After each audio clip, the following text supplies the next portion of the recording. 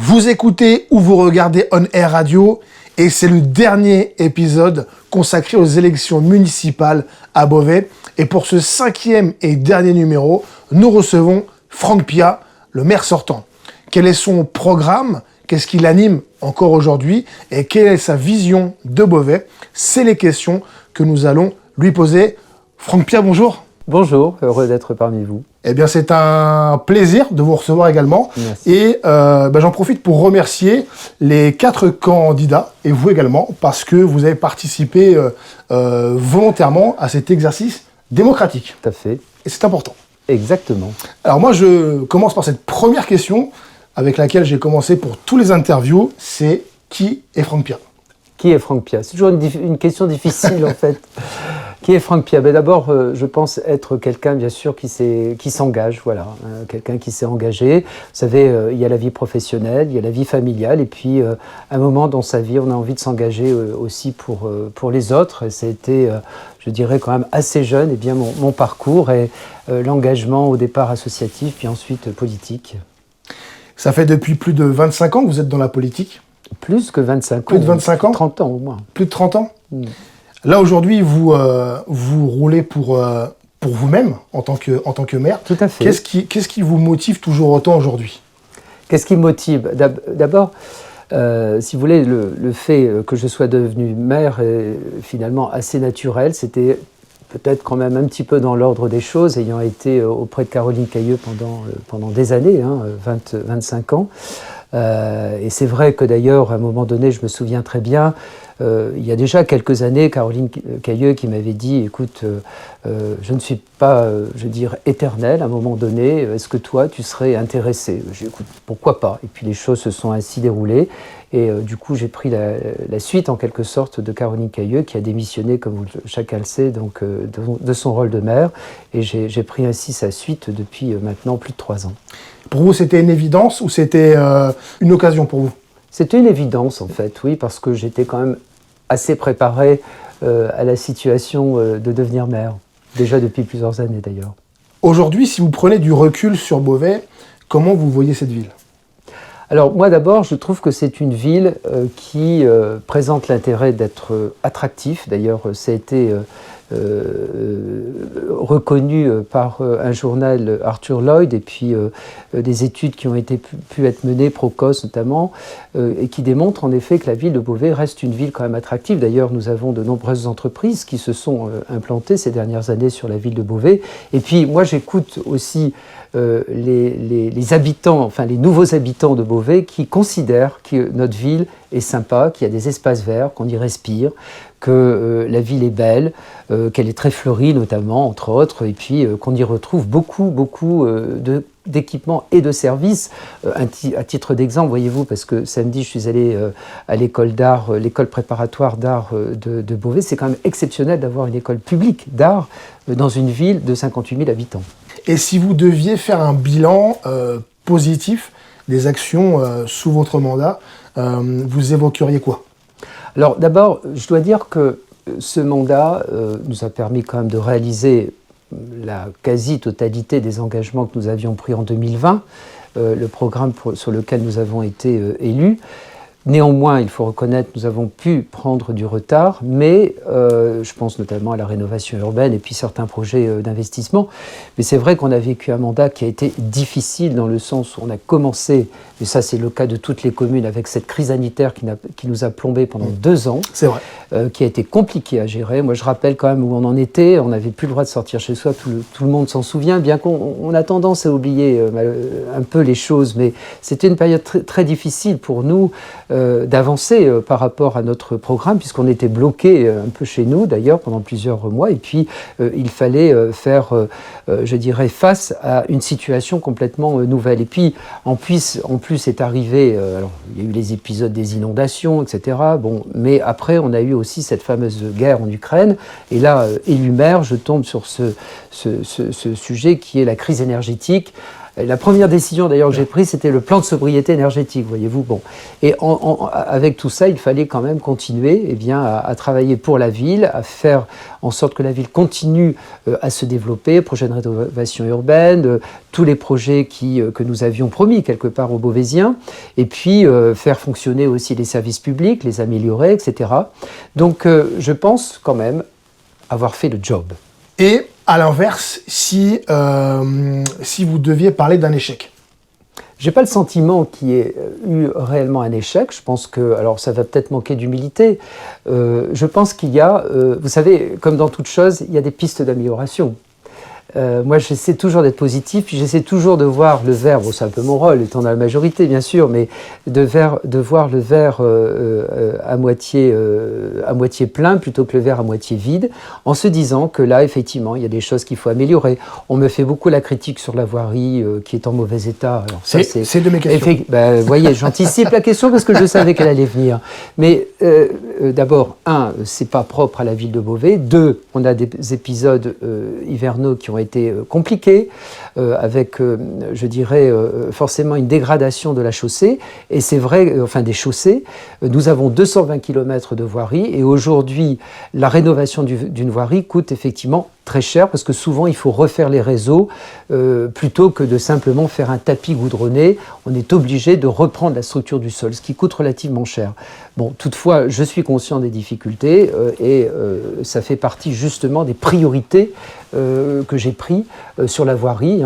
J'ai 5 priorités, donc je pourrais rappeler la sécurité, la santé, le pouvoir d'achat, mais également 5e priorité, donc la voirie qui me semble être effectivement un élément, en tout cas, qui revient très fort de la part des habitants. Donc, je suis conscient, effectivement, de ce sujet. Mais je ne considère pas comme un échec, je considère simplement qu'il faut améliorer. Et pour d'autres points également, peut-être aussi, je vous parlais de certains retards que nous avons pu prendre, mais c'est vrai que aussi c'est lié à cette question de début de mandat qui a été compliquée de par la situation à la fois sanitaire liée à la crise Covid et puis également la situation économique. Vous êtes arrivé au bon moment. Je ne dirais pas que je suis arrivé au mauvais moment. Qu'est-ce que vous voulez? Vous savez, chaque période a ses difficultés. Moi, j'essaie d'être très philosophe. Voilà. On a toujours l'impression que dans le passé, c'était mieux. Finalement, je crois que finalement, quand on y regarde bien et quand on gratte, on se dit, oh, finalement, c'était peut-être pas si mal que c'était aussi. Je veux dire, l'histoire avait aussi ses difficultés. C'était différent, c'est tout. Chaque époque traverse ses difficultés. Exactement. Là, si demain, vous êtes de nouveau à la tête de la mairie, quelles sont concrètement les 3 choses que vous allez faire la première année? La première année, alors déjà, bon, j'ai déjà, par rapport aux priorités, il y a, alors bien sûr les routes, ça, mais pour tout vous dire, il y a déjà des programmes qui sont lancés à Mieux-d'Inville, mais on a déjà commencé, donc ça c'est la suite. D'ailleurs, elle ne figure pas en tant que telle dans mon programme, puisque ce n'est pas nouveau, c'est quelque chose qui est déjà lancé. Par contre, il y a vraiment l'urgence pour moi, c'est la rue du Praillon, qui mène à l'hôpital, parce que ça, je n'ai pas pu engager des travaux avant, et c'est pour ça qu'on a mis Abbionaville avant d'ailleurs. On ne peut pas tout engager en même temps, surtout quand il concerne la voirie, parce qu'après vous avez tous les sujets, circulation, machin, et là on se fait un peu disputer par les gens. Bon, donc il faut y aller aussi crescendo. Et en fait, sur la rue du Praillon, pourquoi? C'est vrai que comme ça revient souvent aussi eu égard au contact que je peux avoir, notamment que c'est un axe qui conduit à l'hôpital et qui sait que je comprends bien les difficultés que ça peut représenter, notamment pour les ambulances. C'est tout simplement que nous devions faire tomber la barre B, qui est maintenant effectivement démolie totalement, et que je ne pouvais pas engager des travaux tant que ces travaux de démolition n'étaient pas réalisés, qui auraient dû être réalisés plus tôt, mais là encore liés à des retards de début de mandat. Donc là, effectivement, cette route du Praillon, c'est l'urgence effectivement absolue pour le prochain mandat. D'ailleurs, on a déjà prévu de pouvoir commencer les travaux au 2e semestre. Vous voyez, j'anticipe un petit peu sur les questions peut-être qui pourraient être posées. Et puis, ensuite, la sécurité, parce que ça, je veux assez développer rapidement la question de l'augmentation en fait, de la vidéoprotection, puisqu'on veut passer de 200 à 500 caméras. Ça veut dire qu'il faut vraiment d'entrée s'y coller tout de suite. Ce qui, demande bien sûr d'avoir les autorisations préfectorales, donc il faut qu'on anticipe. Et puis après, il y a une question vraiment qui me tient beaucoup à cœur, c'est la question de la santé. Je n'arrête pas d'être interpellé par des habitants qui me disent « Monsieur le maire, je ne peux plus, je n'ai plus de médecin, j'ai des traitements », surtout les personnes qui ont des pathologies et qui doivent faire l'objet d'un traitement médical régulier et qui, en l'absence de médecin, se trouvent coincés. Alors, bien sûr, il y a SOS Médecins qui répond à une certaine demande, mais pas la totalité.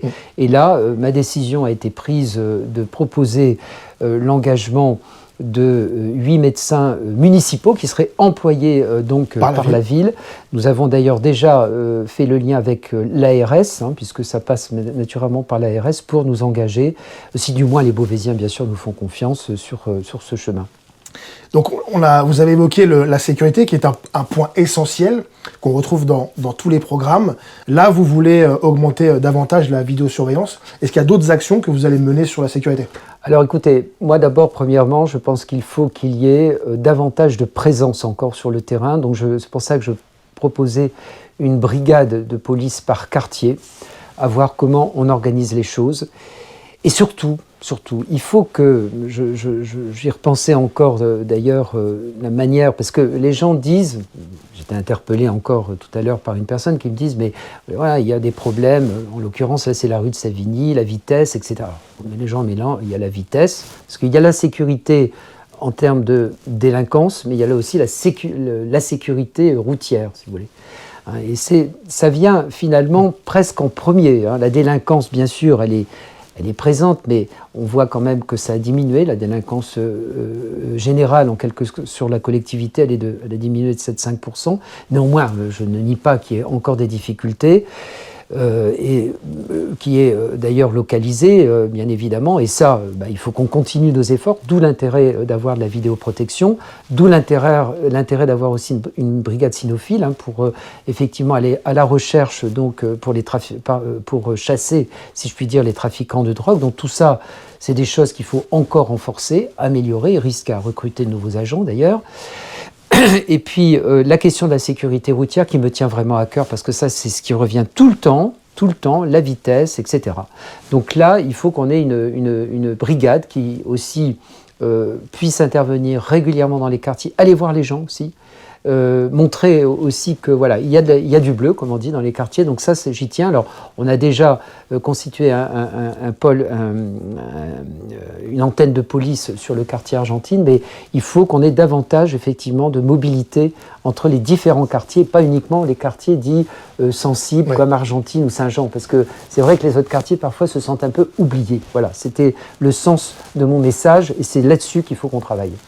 En termes d'emploi pour les jeunes, aujourd'hui, c'est vrai que les jeunes ont des difficultés pour trouver des stages, parfois leur premier emploi aussi, l'alternance, des choses qui sont difficiles. Est-ce que vous avez des idées, des actions dans ce sens-là pour améliorer l'accès à l'emploi ? Alors, c'est quelque chose qui me préoccupe en effet, qui nous préoccupe tous d'ailleurs, parmi maintenant les candidats, mais aussi, je dirais, les élus, c'est la question des stages. Alors, pour tout vous dire, moi j'en prends également des stagiaires, surtout pour les jeunes qui sont en troisième et qui ont besoin de faire leur stage. Où c'est parfois un peu compliqué, surtout quand les familles ne travaillent pas, c'est vrai que quand il y a du chômage, etc. Quand on a encore son réseau professionnel, on arrive toujours à placer les gamins, mais quand on est un peu hors circuit, c'est plus compliqué. Et puis quand bien même, je pense qu'il est important que l'enfant fasse des stages en dehors du lieu professionnel de ses parents ou des gens qu'il connaît, vous voyez, vous. Je pense que ça aussi, c'est important de le mettre dans des situations qui ne sont pas forcément connues pour lui ou pour elle, pour les filles. Et en fait, mon idée, c'est qu'il faut, parce que nous, moi, on accueille des stagiaires, etc. On accueille beaucoup de stagiaires à la mairie, mais il faut que les entreprises s'y mettent aussi. Et là, je voudrais vraiment qu'on travaille ce lien avec les entreprises.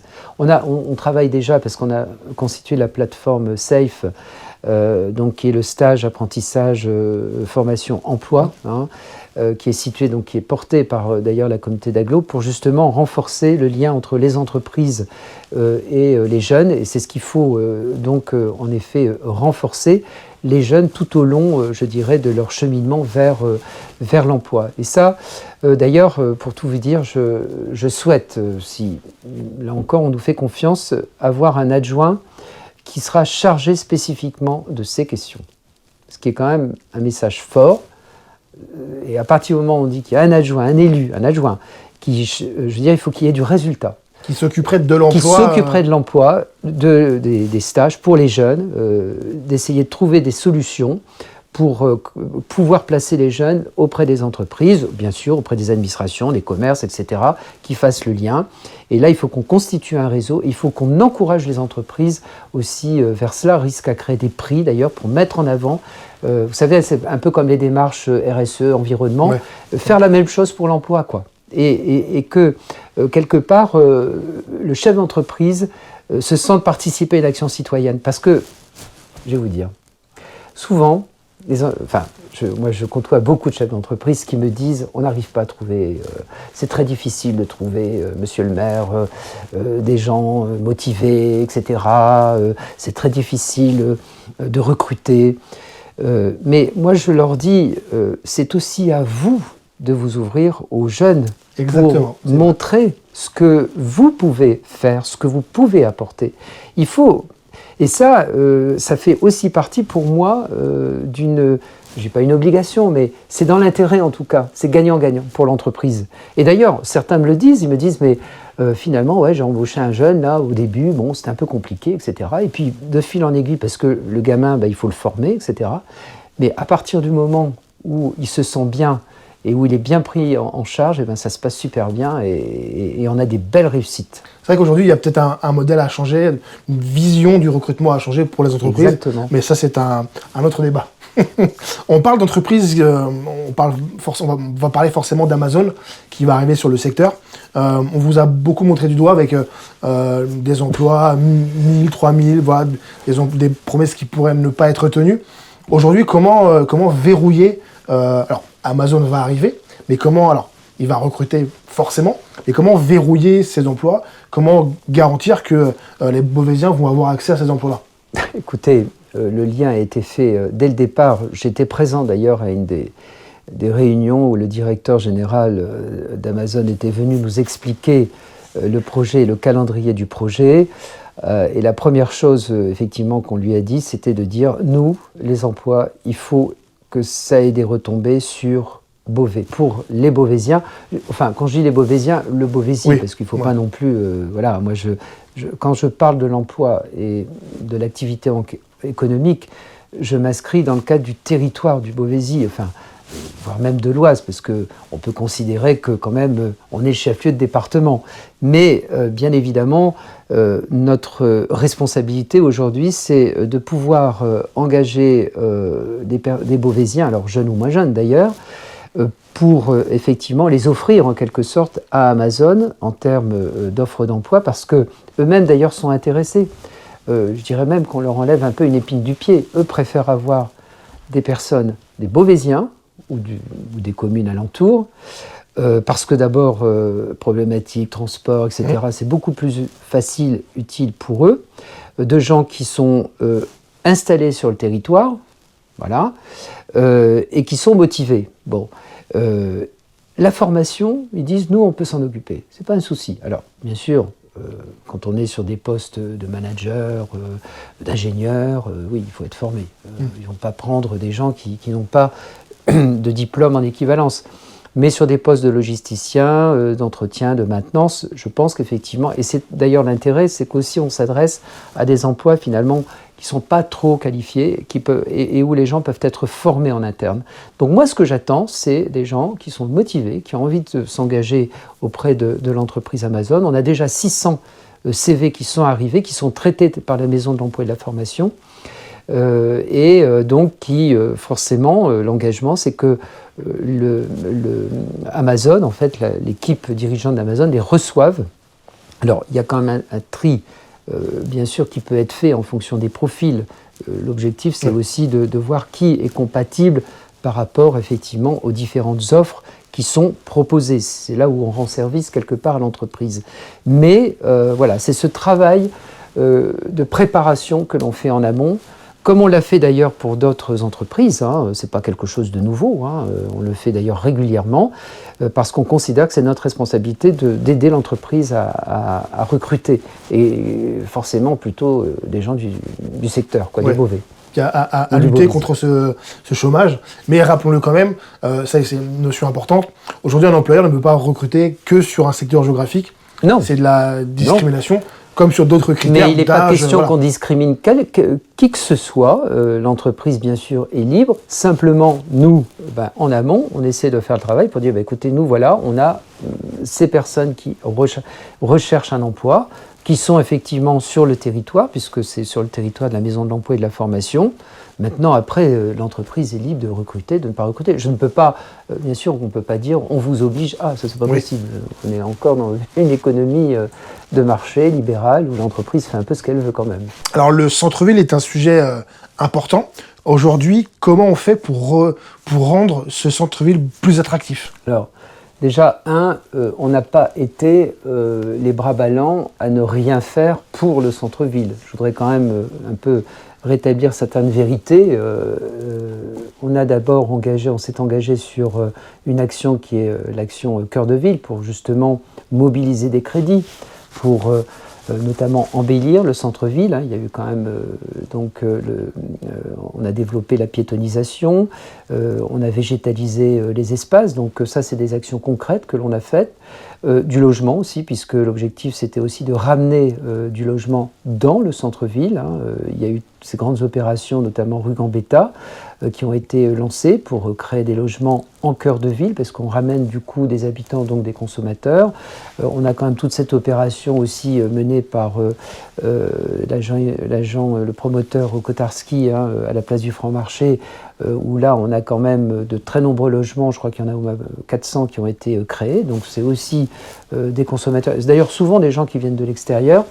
Bref, la redynamisation du centre-ville, on y travaille déjà depuis plusieurs années. Alors certains diront qu'elle n'est pas satisfaisante, peut-être, mais je pense que ce qui est effectivement mis la critique principale, c'est les commerces. Ouais. Alors, déjà, je voudrais quand même vous dire que je parle bien des commerces centre-ville. On a aujourd'hui 9% de vacances. Bon. La moyenne dans les villes comparables à Beauvais, on est à peu près à 12%. Bon, alors après, on va me dire oui, mais bon, les commerces, c'est pas tout à fait ce qu'on voudrait. Bon, peu importe.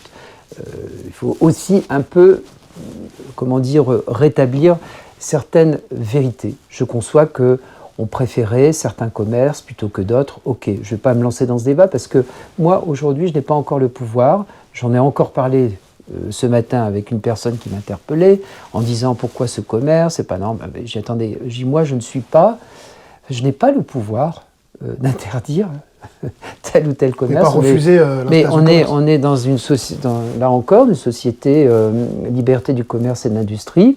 Je ne demande pas mieux à ce que le législateur me donne la possibilité, le pouvoir, peut-être de, alors pas interdire, mais simplement réguler un peu les questions des commerces pour effectivement éviter qu'on ait trop tel ou tel commerce. Je ne veux pas stigmatiser, mais bon, bien que ce soit compliqué.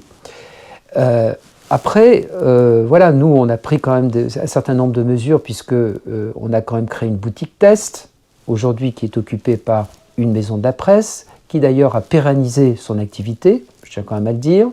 Nous avons racheté Maison du Monde parce que justement c'est une surface qui nous paraissait intéressante. Ça veut dire aussi que l'objectif, voyez-vous, c'est que pour certaines surfaces commerciales, à partir du moment où elles sont vendues, qui sont intéressantes en vue d'accueillir des projets, c'est en cours d'ailleurs sur Maison du Monde, mais je ne peux encore rien dire, eh bien ça participe à notre volonté aussi de redynamiser le commerce et surtout d'essayer de proposer aussi des commerces à des loyers qui soient beaucoup moins élevés qu'ils ne le sont aujourd'hui. Parce que ça, tous les commerçants me disent, nous le problème c'est des loyers trop élevés par rapport à notre chiffre d'affaires. Mais là aussi, je n'ai pas moyen de contrôler le montant des loyers. Ce qu'on pourrait éventuellement envisager, ce que je propose, c'est que pour l'installation d'un commerçant, on puisse effectivement l'aider au début à travers une aide, donc à faire face donc à son loyer, et puis en espérant que les propriétaires prennent bien conscience des difficultés liées au montant excessif parfois des loyers. Après, j'anticipe aussi sur les questions de stationnement, parce que ça, j'imagine que vous avez... Vous allez répondre à toutes les questions. Alors ça, c'est un défaut qu'on met, mais Franck, laisse-moi le journaliste poser les questions. Je m'en vais, je vais faire un tour. Bon, non, mais parce que ça fait aussi partie des sujets liés effectivement au commerce. Vous savez, la question du stationnement, c'est une question en centre-ville qui est complexe. Et il n'y a pas de solution facile. Vous savez, les yaka faucons, bon, moi je veux bien, mais... Les fameux. Les fameux yaka faucons. Il n'y a qu'à faire ceci, il n'y a qu'à faire cela. On ne comprend pas que... Non. Bon, d'accord, ok. Mais quand vous êtes en responsabilité et puis quand vous avez vraiment le dossier à gérer, c'est beaucoup plus compliqué qu'il n'y paraît.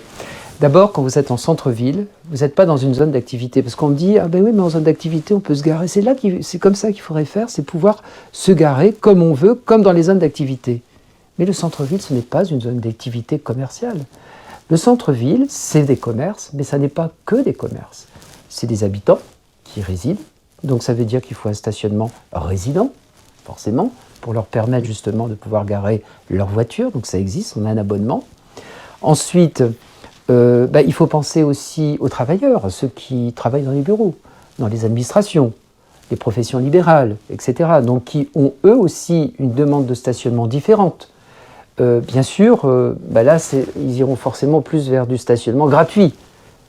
Parce qu'ils ne vont pas payer forcément pendant tous les jours un stationnement qui risque effectivement de coûter cher. Bon. Après, il y a les commerçants qui ont aussi besoin de stationner.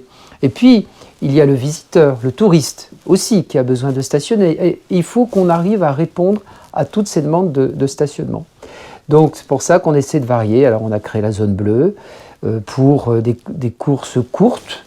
Alors 1h30, il semblerait que c'est trop court, donc on peut créer, d'ailleurs c'est ce que je propose, de pousser jusqu'à 2 heures, d'étendre même d'ailleurs quelque peu la zone bleue, là où il y a des commerces, c'était dans l'idée.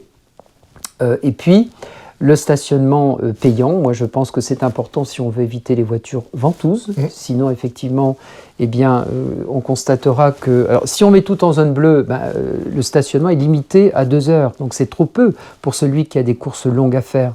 Donc il ira plutôt dans un stationnement payant ou dans un parking tel que Clémenceau ou Foch. Le stationnement me dit, oui mais ça coûte cher. Bon, si on se compare, on se console. Le stationnement à Beauvais n'est pas si cher que ça. Il est à peu près égal à ce qu'on trouve dans d'autres villes, moins cher d'ailleurs qu'à Compiègne, si on se compare à Compiègne. Bon, donc il faut aussi relativiser le prix du stationnement. Donc voilà, vous voyez, donc c'est là-dessus qu'on essaie de trouver un équilibre. Après, rien n'est fermé. C'est vrai que pour l'instant, on est dans une DSP qui forcément nous contraint dans un cadre. Mais les choses peuvent bien sûr encore évoluer dans l'avenir. On essaie de trouver vraiment un équilibre pour répondre en fait à tous ces besoins. Mais je ne pense pas qu'il faut résumer le problème du commerce en centre-ville au stationnement. Ça, c'est trop facile. Parce que, en fait, l'usage aujourd'hui, celui qui consomme, il consomme beaucoup aujourd'hui sur Internet. Ça, voilà. C'est une réalité. C'est 20%, 20%. Et depuis la Covid, ça s'est accentué.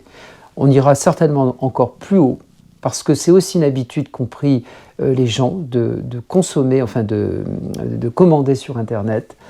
Donc là, pour le coup, forcément, ça impacte le commerce de détail de centre-ville. Il y a la concurrence des zones commerciales, c'est un fait, qui s'est développé depuis maintenant des années, mais qui est aussi impacté d'ailleurs par le e-commerce. Donc voilà, c'est des critères. Des difficultés commerciales sont nombreuses. Mais nous, quand vous dites l'attractivité de la ville, enfin, 52 semaines où il se passe quelque chose dans l'année à Beauvais. Et honnêtement, moi, effectivement, j'ai voulu, depuis que je suis maire, renforcer les animations, les événements en centre-ville pour faire venir les gens en centre-ville. Le tout, c'est qu'ils se transforment en consommateurs aussi. Alors, les bars, les restaurants, ils sont contents. Maintenant, il faut aussi que les gens aillent dans les commerces de proximité, etc. Contrairement aux autres candidats, vous êtes le seul à être contre la gratuité totale des bus. Pourquoi ? Écoutez, d'abord, on est sur un prix de 1 € la journée. Je pense que c'est pas cher pour celui qui paye. Et quand on parle de la gratuité des bus, 70% des gens ne payent pas le bus à Beauvais. Voilà, donc les retraités, les jeunes, les gens qui sont au chômage, donc en tout cas 70% des usagers. Bon. Donc ça, c'est quand même un point qu'il faut remarquer. Les gens, de toute façon, on est quand même dans une ville, on utilise la voiture, c'est comme ça. Alors on va me dire, bah oui, mais justement, il faut développer, pour développer le transport, la mobilité par les bus, eh bien, rendons-le gratuit. Je pense que ceux qui prennent la voiture ont les moyens de payer le bus. Hein. Bon, enfin bref. Simplement, moi, ce que je considère, je préfère, parce que si on fait une gratuité totale, ça veut dire qu'on s'enlève des recettes. On est d'accord ? Bon. On finance aujourd'hui un service qui repose grandement déjà sur l'impôt. Si on rend tout gratuit, il y a toujours quelqu'un qui paye. Eh bien, c'est le contribuable qui va payer, de toute façon. Bon. Donc là, on est là encore sur un équilibre. Voilà. On essaie de faire un bus, un transport donc par le bus pas trop cher, avec effectivement donc une gratuité pour une certaine catégorie de population, eu égard aux revenus. Et puis on sait bien que les personnes âgées sont beaucoup moins mobiles, donc voilà, hein, entre autres. Et par contre, en effet, moi je préfère que cette somme que l'on retire finalement des tickets de bus, on l'utilise davantage pour renforcer les cadences des bus, parce que ça c'est une demande des gens. Moi j'ai beaucoup d'usagers qui me disent, vous savez, c'est pas la gratuité qu'on demande, nous c'est simplement qu'il y ait plus d'arrêts de bus et qu'il y ait plus de cadence. Donc ça, j'en ai reparlé d'ailleurs avec Jacques Doridam, qui est mon adjoint, enfin vice-président en charge des transports, parce que c'est une compétence de l'agglo. Hein. Mais ça, c'est des choses qu'il va falloir effectivement qu'on améliore. Et c'est ce qui permettra peut-être que les gens prennent davantage justement le bus. On l'a vu avec Nova Park, l'arrivée d'Amazon et de nombreuses autres entreprises. Comment garder un Beauvais attractif pour les entreprises ? Déjà, effectivement, il y a Amazon qui va s'installer en effet à Nova Park. Vous savez, nous, le développement économique, c'est notre mantra, quoi. C'est vraiment pour nous quelque chose qui est essentiel. Parce que le développement économique, c'est des entreprises et donc des emplois. Je pense qu'on a montré depuis des années notre capacité à créer des emplois à travers les entreprises qui sont venues s'installer notamment sur Auvilliers. Maintenant, la zone est complètement arrivée à saturation. Qu'on a forcément des liens étroits. Moi, des entreprises, j'en rencontre régulièrement, et ce sont les chefs d'entreprise, des gens qui ont besoin aussi d'être rencontrés, parce qu'eux n'ont pas forcément le temps aussi de nous rencontrer. Donc, je vais les voir. Je vais rencontrer les entreprises, je vais rencontrer les salariés dans les entreprises. C'est important aussi de les encourager, de leur expliquer aussi quels sont nos projets. Ce lien étroit qu'il faut garder avec l'entreprise, pour nous, il est essentiel. Aller chercher d'autres entreprises, bien sûr, à travers cette zone de Nova Park qui fait 100 hectares. On a dû rendre un petit peu de terrain justement puisque on a le problème de la biodiversité qui a prospéré sur cette zone. Ça nous prend quand même quelques hectares de terre, malheureusement. Alors heureusement pour la biodiversité, mais malheureusement pour l'emploi. Mais ça, c'est un sujet effectivement qui parfois d'ailleurs nous oppose avec certains. Mais bon. Je ne vais pas aller sur ce terrain-là, simplement vous dire que Nova Park, aujourd'hui, effectivement, est engagé dans une stratégie pour répondre aux besoins des entreprises qui sont existantes sur le territoire. Pour les besoins, par exemple, vous avez Isagri qui a besoin donc de pouvoir, en effet, s'étendre. Et puis aussi, il y a une stratégie aussi de développement économique qu'on a mis en place avec Rêve Agro. L'objectif étant de profiter, on est dans une zone agricole. Et vous savez, l'économie, la bioéconomie, on y croit. Production d'hydrogène, production de biomatériaux, travailler aussi avec Unilassal sur l'alimentation santé, avec l'opération AgroFood. On a prévu effectivement sur cette zone Novapark donc des cellules qui permettraient justement d'accueillir des entreprises un peu high-tech sur, je dirais, sur toutes ces productions un peu nouvelles liées justement à l'agriculture. On est bien placé, le machinisme agricole aussi, puisqu'on a Kojima qui est présent. Et puis, voilà, de l'agriculture autour de nous. En plus, j'ai travaillé beaucoup sur l'agriculture, donc c'est quelque chose qui me parle beaucoup et qui pourrait offrir aussi de nouveaux débouchés à nos agriculteurs d'ailleurs. Et de nouveaux emplois aussi peut-être. Et de nouveaux emplois. Ensuite. Exactement. Et des emplois verts justement, puisque ça va dans le sens de la décarbonation finalement de notre système de production. Hein. Donc c'est quelque chose qui est quand même profond. Il y a du fond dans ce développement économique. Alors voilà, mais maintenant bien évidemment, il faut qu'on avance. Et pour parler logement et cadre de vie des Beauvaisiens, l'accès au logement c'est crucial pour certaines familles qui n'arrivent pas à se loger. Aujourd'hui, comment on fait? Quelles sont vos idées? Comment on garantit l'accès au logement? Sur le logement, déjà, on y travaille beaucoup, notamment sur ces questions de rénovation urbaine, sur les questions de copropriété. Moi, mon souci principal aujourd'hui, c'est d'arriver à mettre en ordre, à réhabiliter, à rénover des logements qui sont pour certains vétustes, qui ont besoin d'être vraiment réhabilités, isolés, etc. Justement pour gagner en performance énergétique. Donc on a les 2 projets de rénovation urbaine, on en a eu sur Saint-Jean, Argentine, Saint-Lucien, c'est quand même au total plus de 2000 logements qui sont rénovés donc, sur les 2 quartiers. Alors c'est pas nous, c'est les bailleurs, hein, bien évidemment, les bailleurs sociaux. Et puis il y a la question aussi des copropriétés aussi qui me soucie beaucoup, parce qu'on a beaucoup sur Beauvais, on a quand même un tiers du parc qui est en copropriété, avec certaines d'ailleurs qui sont en location. Et là, on a créé des dispositifs justement pour inciter donc, les propriétaires à faire des travaux sur ces logements en copropriété, outre les mesures que nous avons pu prendre sur l'habitat individuel. Donc mon objectif, c'est effectivement d'abord alors, on construit également quand je dis on, les promoteurs, les bailleurs construisent de nouveaux logements pavillonnaires en lien avec la rénovation urbaine. Mais l'objectif, en effet, c'est de pouvoir effectivement rénover et de pouvoir effectivement construire des logements qui soient beaucoup plus... on voit bien tous ces nouveaux logements qu'on construit, c'est ou des maisons individuelles ou des petits collectifs. Ouais. Il n'y a plus d'immeubles comme avant. Non. Maintenant, si on peut, on les démolit. On a parlé de l'état des routes qui aujourd'hui est préoccupant pour tout le monde. Est-ce qu'il y a d'autres choses à améliorer pour améliorer le cadre de vie des Beauvaisiens? Sur la rénovation, on a forcément... vous avez raison, il y a l'état des routes, c'est la priorité, mais il y a aussi, et ça en plus c'est lié quand même au décret tertiaire par rapport à la collectivité, c'est tous les travaux que nous avons à faire sur les équipements municipaux. C'est pas une petite affaire parce que les gymnases, donc là on a prévu pour ce mandat-ci, on a proposé la réhabilitation ou la reconstruction du gymnase Briard. Il y a Louchard aussi sur Voisin-Lieu.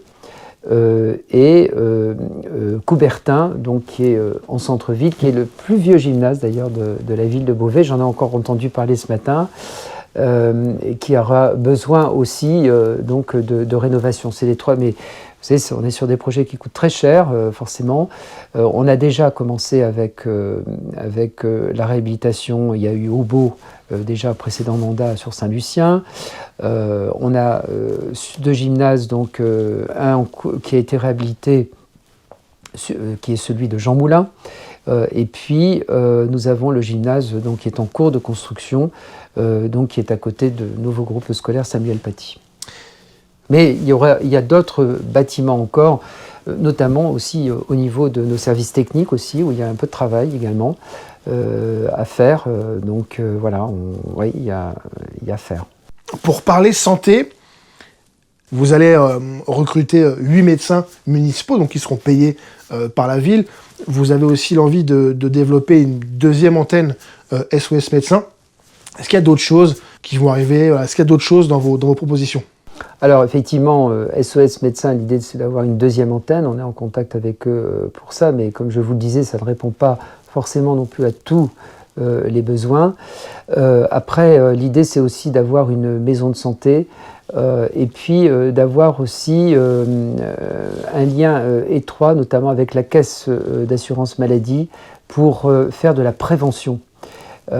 Parce que on se rend compte qu'en fait, souvent, les pathologies graves arrivent parce que les gens n'ont pas pris le soin forcément de vérifier s'ils n'avaient pas des problèmes de santé, je pense notamment au cancer, qui ne sont pas forcément toujours détectables. On sait bien que les tumeurs, on dit toujours tumeurs malignes, ça veut dire qu'on ne les voit pas. Et quand on s'en aperçoit, il est parfois trop tard. Mais il n'y a pas que ça, je pense qu'il est important en effet qu'on soit sur le registre de la prévention. Et ça, on est prêt à coopérer, notamment avec l'hôpital, etc., pour renforcer ce lien étroit avec les habitants, les inciter effectivement, avec aussi l'idée d'avoir un bus santé qui puisse passer aussi dans les quartiers, un peu défavorisés d'ailleurs, parce que malheureusement, souvent, ces populations qui n'ont pas les moyens ou qui voilà, se laisse un peu dépasser et on a des situations parfois très difficiles et ça, il faut qu'on aille au-devant des gens. Vraiment, la question de la santé me préoccupe beaucoup parce que je vois beaucoup de personnes qui malheureusement tardent à se faire soigner aujourd'hui, d'où la nécessité de recruter des médecins municipaux, d'où la nécessité de faire plus de prévention, d'où l'idée d'avoir un bus santé aussi qui passe dans les quartiers, de faire le lien avec la caisse d'assurance maladie pour justement bien suivre les gens qui ont ces difficultés à aller voir les médecins, à pouvoir prendre le temps de prévenir toute forme de maladie. Je pense notamment effectivement à la question des cancers par exemple. On voit bien qu'on a de plus en plus de cancers, ce qui n'est pas neutre. Et pourquoi ça? C'est parce que en fait, ce qui est terrible, en fait, le constat que je fais, c'est que on était reconnu un pays où vraiment, encore maintenant quand même, si on est encore par rapport à d'autres pays, mais quand même, je trouve que ça s'est dégradé. Voilà, ça s'est dégradé parce que justement, il y a une moins bonne prise en charge des problèmes de santé des gens. Et moi, en tant que maire, je peux pas ne pas m'en soucier en disant c'est le rôle de l'État.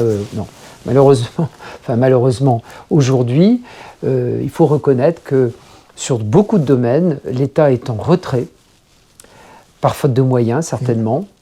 Je dis pas, alors je vais pas dire de volonté, mais quand même, je trouve que c'est pas normal qu'on en soit arrivé là, quoi. Voilà, donc moi je dis que au niveau de la commune, il faut qu'on fasse quelque chose, parce que ça me fait trop mal au cœur de voir des pauvres personnes qui me disent j'ai pas de médecin, qui sont malades, enfin voilà quoi. Qui ne peuvent pas se déplacer parfois aussi. Exactement, parfaitement. Ça aussi c'est un sujet. Le déplacement, la mobilité des personnes qui, effectivement, même pour aller à l'hôpital ou autre, ça c'est des choses qu'il faut qu'on améliore. Et alors pour parler animation, vie culturelle, vous voulez construire un parc des expositions. Est-ce que c'est pas trop ambitieux pour Beauvais?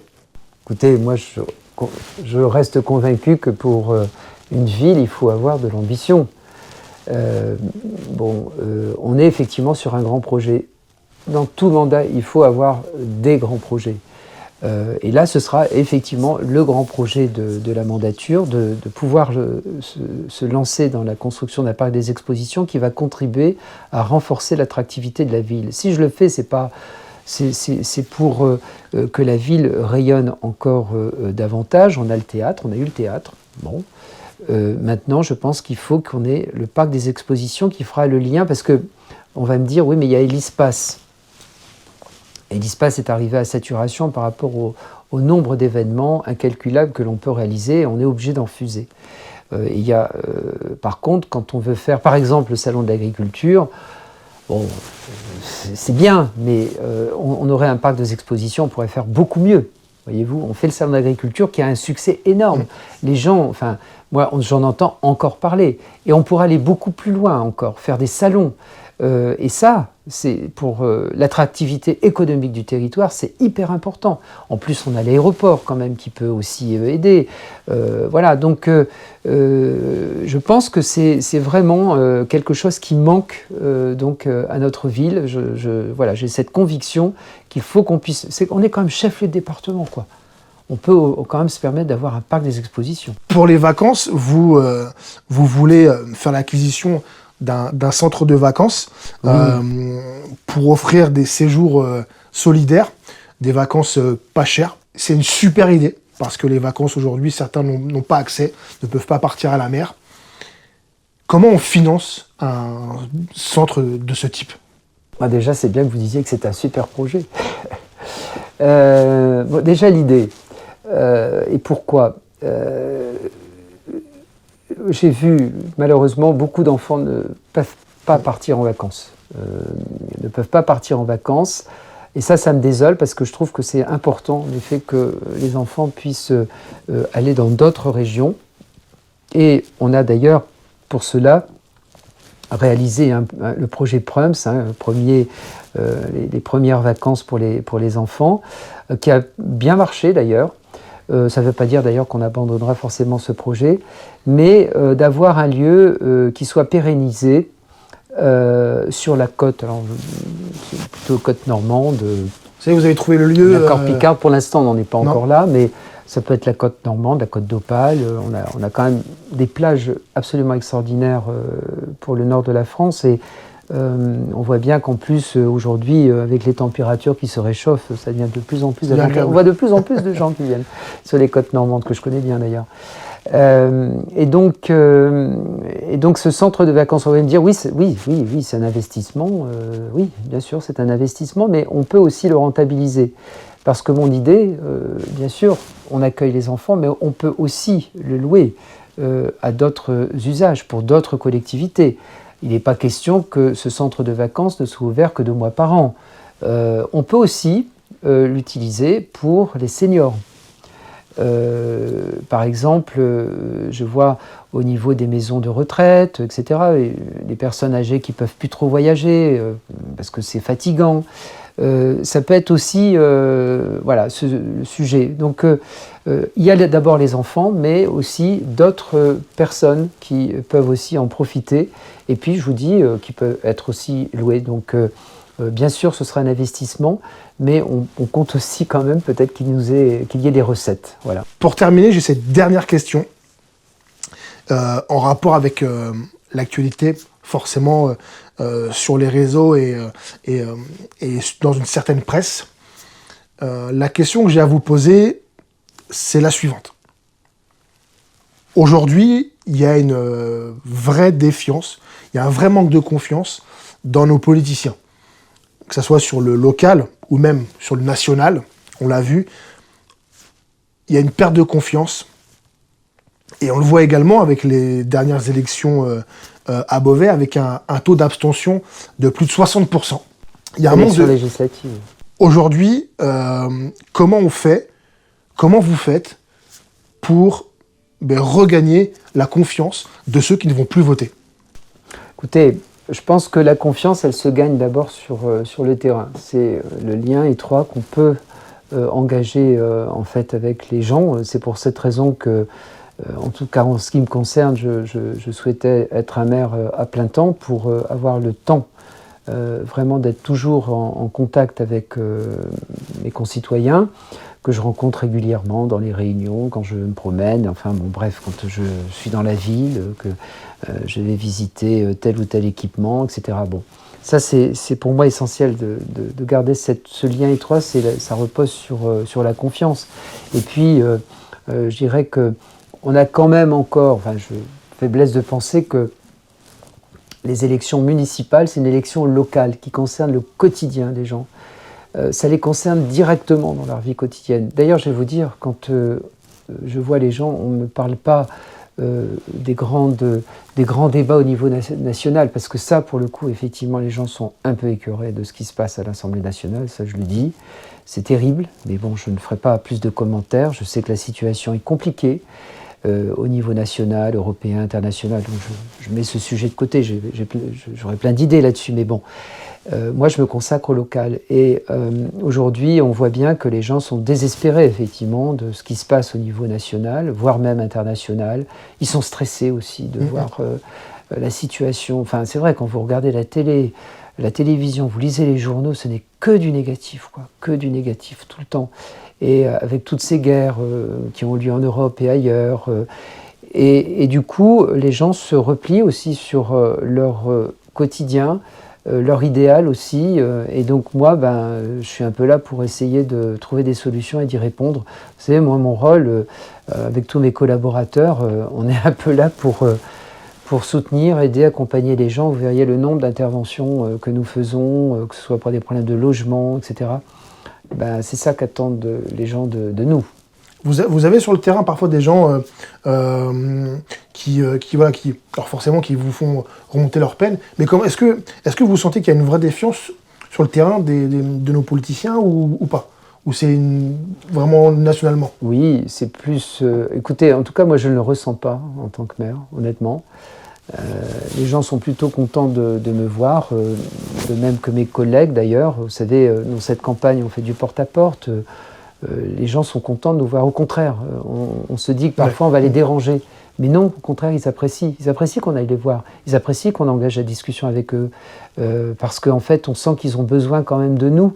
Alors, vous me disiez, oui, il y a une défiance vis-à-vis de la politique en général, parce que le problème de la politique, c'est qu'on n'a pas pu résoudre forcément les problèmes de fond de notre société. On est aussi dans une société qui va très vite, que les choses changent très vite, et qu'on a l'impression aujourd'hui, en fait, que c'est vrai qu'au niveau des décisions, même au niveau, on voit bien qu'elles sont liées aussi à des contextes qui nous sont extérieurs. Voilà, c'est ce que je voulais dire. Et pour terminer, alors je vous pose forcément la question, je l'ai posée à tous les candidats. Est-ce que vous êtes sur les réseaux sociaux ou c'est quelqu'un qui gère pour vous ou, voilà, est-ce que vous êtes un peu sur les réseaux sociaux? Je regarde les réseaux tout le temps. Enfin, tout le temps. Honnêtement, c'est pas chez moi quelque chose qui est naturel, mais ce qu'on m'a dit, c'est que de toute façon, quoi qu'il en soit, il faut être présent sur les réseaux parce que c'est comme ça un nouveau moyen de communication et que si tu n'y es pas, c'est d'autres qui parleront à ta place. Donc moi, sur les réseaux, j'essaie toujours, et ça, alors bien sûr, je fais mes posts, mais je reconnais, on m'aide aussi à faire mes posts, mais je contrôle tout ce qui est écrit, je valide. Surtout quand il y a des réunions ou autres, en tant que maire surtout, pour qu'on soit bien en phase. Mais ce que je veux dire, c'est que quand on communique sur les réseaux, il faut être positif, quoi. Voilà, il faut être positif et j'essaie toujours de communiquer de manière positive, parfois mettre un peu d'humour, etc. Il faut donner un peu de légèreté, quoi. Parce que justement, je pense que aujourd'hui, les gens attendent. Je pense qu'il ne faut pas rajouter du négatif au négatif, quoi. Voilà. Est-ce que vous connaissez la page Facebook La BD Beauvaisienne? Oh, bien sûr, j'en ai entendu parler de cette BD Beauvaisienne. Alors bon, c'est une BD qui prend parti politiquement à l'opposé de vous. Comment vous voyez cet humour-là? Est-ce que vous appréciez cet humour ou au contraire, voilà, ça vous fait pas rire? Écoutez, moi je méprise un peu ce type de communication, qui est très orientée d'ailleurs, parce que contrairement à... Je suis pour la liberté, on peut caricaturer, etc., du moment que tout le monde soit concerné. Canard enchaîné, moi-même, je le lisais, je trouvais ça drôle, mais il faut savoir prendre du recul aussi par rapport à ce qui est... certains ne prennent pas de recul. Et le problème, c'est que vous avez vu que c'est dirigé toujours contre l'équipe municipale, moi en tête d'ailleurs. Ouais. Donc forcément, ça ne fait pas vraiment plaisir, et je méprise un peu ce type de communication qui n'aide pas pour moi la démocratie, qui nous font passer pour ce qu'on n'est pas, qui caricature, c'est de la satire. Bon, alors ça fait rigoler au début, j'ai un peu l'impression que ça fait un peu moins rigoler maintenant les gens, parce qu'à force de taper, si vous voulez, je pense que ça indispose en fait nos concitoyens, quoi. Voilà. Nous, on cherche également qui tient cette page Facebook, parce que c'est un grand mystère. Est-ce que vous savez qui c'est? Non, je n'ai aucune idée. Pas du tout. Je n'ai aucune idée, je pense que ça vient de gens qui ne nous aiment pas. Voilà. Parce que normalement, je pose la question de est-ce que c'est vous qui tenez cette page Facebook? Mais là, j'imagine que non. Ah bah, je ne suis pas complètement masochiste. Hein. Je tiens quand même à vous dire que moi, je n'ai pas voulu rentrer dans ce jeu-là. Je n'ai pas voulu répondre. À certains points, on a pu, sur certaines attaques, effectivement réagir, mais vraiment, je ne veux pas rentrer dans ce jeu. C'était ma position dès le départ, de même qu'il n'y a pas de faux compte. Contrairement à ce qu'on a pu dire, il n'y a pas de faux compte. Je refuse de rentrer dans ce jeu-là. Ça fait partie de mon éthique personnelle, parce que je pense que, si vous voulez, l'anonymat, pour moi, c'est de la lâcheté, quoi. Et communiquer comme ça, c'est lâche, c'est tout. Ça fait partie aussi des stratégies de déstabilisation, etc. Exactement. On a vu que dans certaines élections, dans certains pays, les réseaux sociaux parfois orientent un peu les votes. Donc ça fait partie de ce jeu, de la politique. Exactement. Et pour terminer, je vous laisse 30 secondes pour vous exprimer face aux Beauvaisiens. D'abord, moi, j'ai toujours dit, je vais être le maire du quotidien des habitants, des Beauvaisiens, continuer à être à leur écoute, essayer de répondre effectivement à leurs besoins, à leurs demandes. C'est vraiment ce qui fonde, je dirais, mon engagement politique.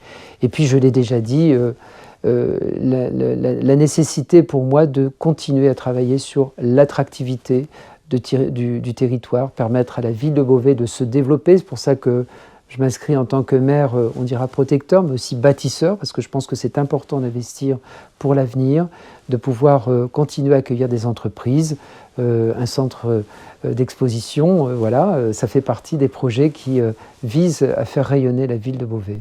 Vous avez dépassé les 30 secondes, mais on m'a prévenu que monsieur le maire était bavard. Franck-Pierre, merci beaucoup. Merci. On vous souhaite un bon combat, parce que, alors, je répète, c'est un combat. Oui. On vous souhaite bonne chance dans ces élections. Et moi, je voulais remercier également tous ceux qui ont partagé, qui ont commenté. Parce qu'au début, on s'est dit, on va faire des podcasts sur les élections, on va se faire un peu taper sur les doigts, les gens vont nous critiquer. Parce que voilà, je ne suis pas un grand journaliste, hein, mais votre retour était que positif. Et donc franchement, ça me fait super plaisir, ça nous fait super plaisir. Et un grand merci. J'espère que maintenant, vous avez pu faire votre choix, vous avez pu avoir des réponses à vos questions. En tout cas, on remercie l'ensemble des candidats et vous, Monsieur Franck-Pierre, pour le temps consacré à On Air Radio. Et on vous souhaite le meilleur. Merci.